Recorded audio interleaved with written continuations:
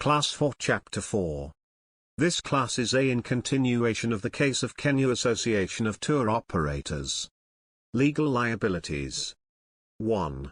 The member is insured against legal liabilities from any injuries which might be received by passengers whilst in its vehicles. 2.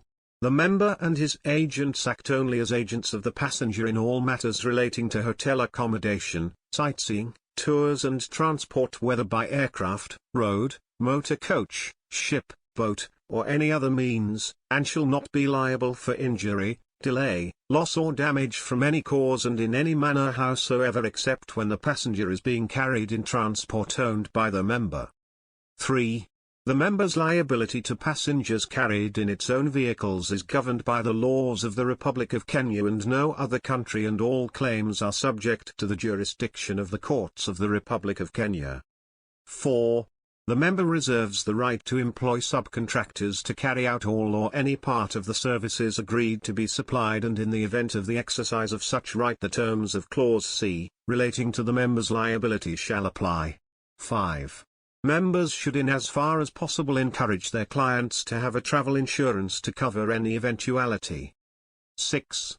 In the event that any claim is made against the travel agent or tour operator in respect of any loss or damage occasioned by the breach of contract, negligence or other fault of the member shall be liable to indemnify the travel agent or the tour operator, as the case may be, only if such claim would have succeeded and only to the extent that damages would have been awarded against travel agent of the tour operator, as the case may be, in the courts of the Republic of Kenya if the travel agent or the tour operator, as the case may be, had submitted to the jurisdiction of the said courts.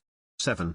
In respect of any such claim as is mentioned in subclause F of this clause, the member shall be under no liability whatsoever of howsoever arising other than the liability expressly assumed in this clause. 8. For the purpose of this clause the member shall be deemed to include its servants and agents, and shall be deemed to contract on its own behalf and on behalf of each such servant and agent. General. 1. Members and their staff shall familiarize themselves with the provisions of this Code of Conduct. 2. Members shall observe not only the letter but also the spirit of the Code of Conduct and its ethics and ideals, thus giving true significance to the aims and objectives of the association. 3. All advertising material and brochures produced by members must indicate membership of the association and carry the Cato logo. Members should be encouraged to also display the Cato logo insignia in a prominent position in their business premises. The Ethics and Standards Subcommittee. The Ethics and Standards Subcommittee, whose 7 members are elected by members of the association in the annual general meeting with the licensing officer from the Ministry of Tourism and AMP, information taking the 8th seat.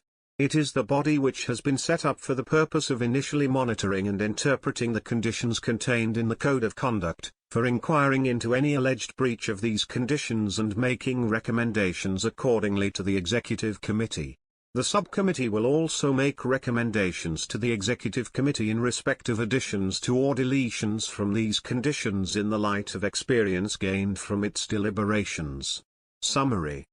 This lecture defined the concept of marketing ethics and has highlighted the importance of marketing ethics.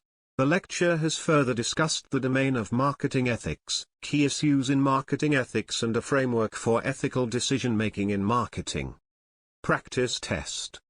1. Define the nature and scope of marketing ethics. 2. What is the importance of marketing ethics? Why are they very important for all organizations? 3. What are some of the critical issues of marketing ethics?